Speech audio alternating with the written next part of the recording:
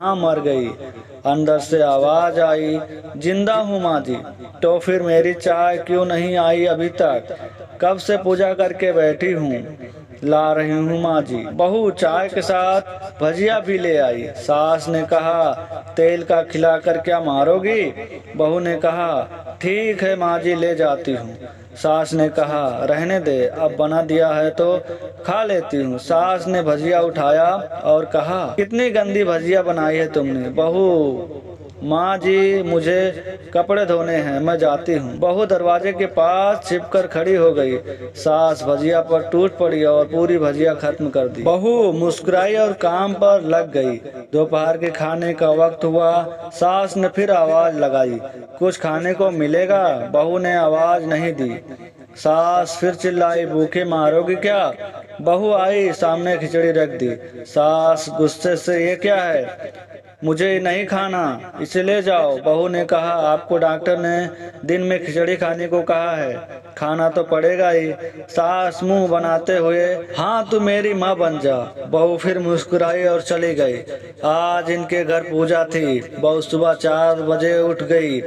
पहले स्नान किया, फिर फूल लाई, माला बनाई, रसोई साफ की, पकवान और भोज बनाया। सुबह के 10 बज गए। अब सास उठ चुकी थी। बहू अब पंडित जी के साथ भगवान के वस्त्र तैयार कर रही थी। आज ऑफिस की छुट्टी थी। उनके पति भी घर पे थे। पूजा शुरू हुई। सास चिल्लाती, बहू ये नहीं है, वो नहीं है। बहू दौड़ी दौड़ी आती और सब करती। अब दोपहर के 3 बज गए थे। आरती की तैयारी चल रही थी।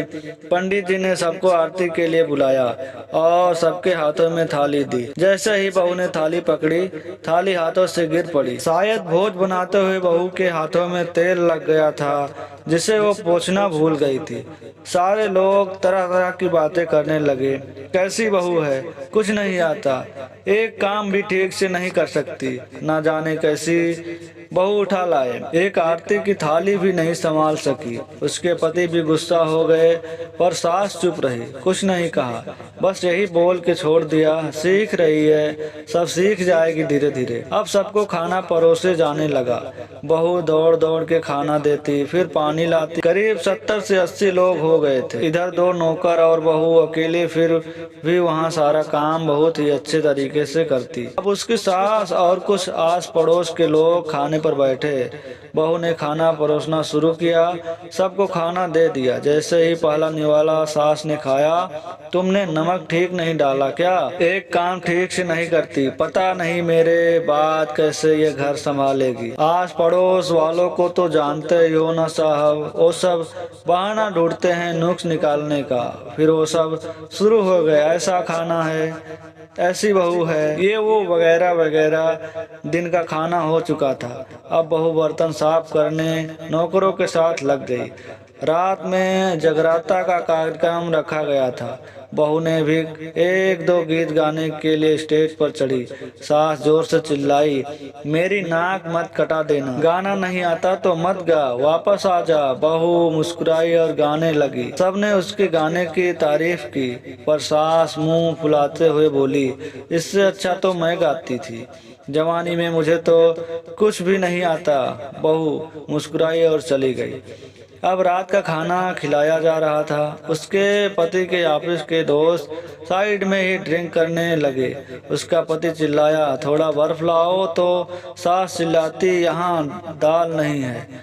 फिर चिल्लाता, कोल्ड ड्रिंक नहीं है, पापड़ ले आओ। इधर उधर आखिरी में उसके पति की शराब गिर पड़ी उसके एक दोस्त पर और बोतल टूट गई। पति गुस्से में 2 झापड़ अपनी पत्नी को लगाते हुए कहता है, जाहिल कहीं की, देख कर नहीं कर सकती, तुझे इतना भी काम नहीं आता।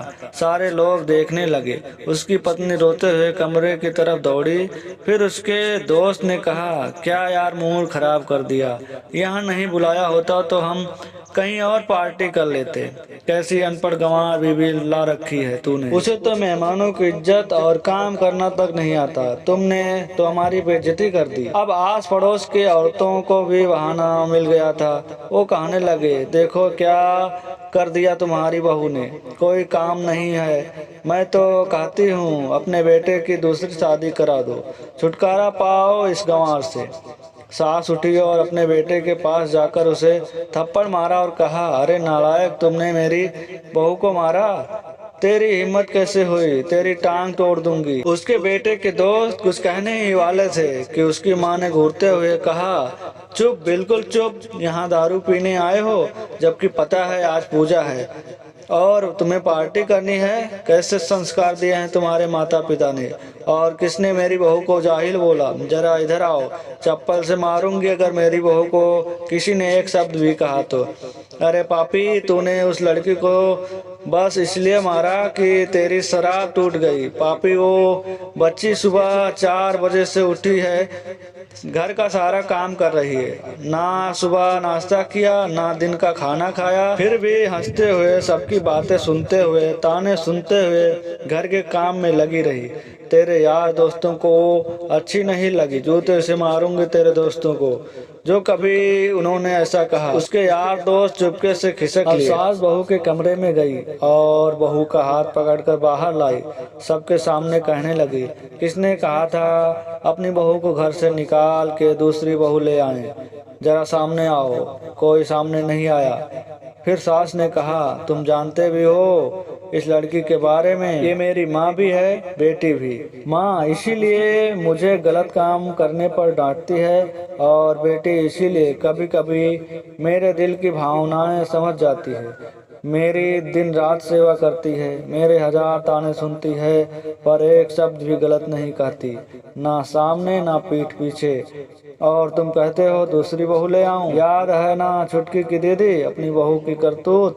सास ने गुस्से में पड़ोस की महिला को कहा, अभी पिछले हफ्ते ही तुम्हें मियाँ बीबी भूखे छोड़ घूमने चले गए थे। मेरी इसी बहू ने 7 दिनों तक तुम्हारे घर पर खाना पानी, यहाँ तक कि तुम्हारे पैर दबाने जाती थी, और तुम इसे जाहिल बोलती हो। जाहिल तो तुम सब हो जो कोयले और हीरे में फर्क नहीं जानते। अगर आइंदा मेरी बहू के बारे में किसी ने एक लफ्ज भी बोला तो मुझसे बुरा कोई नहीं होगा, क्योंकि ये मेरी बहू नहीं, मेरी बेटी है। बहू सिसकियां लेते हुए फिर कमरे में चली गई। सास ने एक प्लेट उठाई और भोजन परोसा बहू के कमरे में खुद ले गई।